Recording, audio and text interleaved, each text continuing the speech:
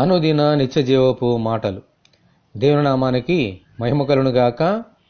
దేవుని వాక్యాన్ని చదువుకుందాము. అతి వినయాసక్తుడై దేవదూతారాధనయందు ఇచ్చగలిగి తాను చూచిన వాటిని గూర్చి గొప్పగా చెప్పుకొనుచు తన శరీర సంబంధమైన మనస్సు వలన ఊరక ఉప్పొంగుచు శిరస్సును హత్తుకొనని వాడెవడను మీ బహుమానమును అపహరింపనీయకుడి. కొలసలకు రాసిన పత్రిక 2వ అధ్యాయము 18వ వచనం. నిజమైన వినయము కాక అతి వినయము చూపించు మనుషులు, విగ్రహారాధన యందు ఆసక్తి కలిగి వాటిని పూజించే మనుషులు, తమకు కలిగిన దర్శనమును బట్టి తమ్ము తాము మనుషుల దృష్టికిని దేవుని దృష్టికిని హెచ్చించుకును మనుషులు, తమ శరీర సంబంధమైన స్థితిని చూచి గర్వించు మనుషులు దేవునికి ఇష్టం లేని వారై ఉండి ఆయనకు దూరస్తులుగా ఉంటారు. మన ప్రభువైన యేసుక్రీస్తు సంఘమునకు శిరస్సై ఉన్నారు.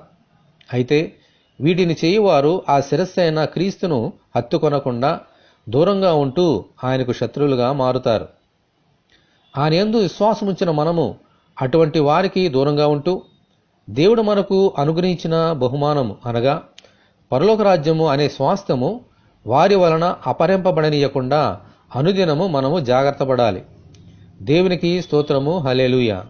ఇటువంటి కృప కొరకు మనమందరము దేవుని ప్రార్థన చేసుకుందాము. సంఘమునకు శిరస్సు ఉన్న ప్రభువా, మీకు వందనములు.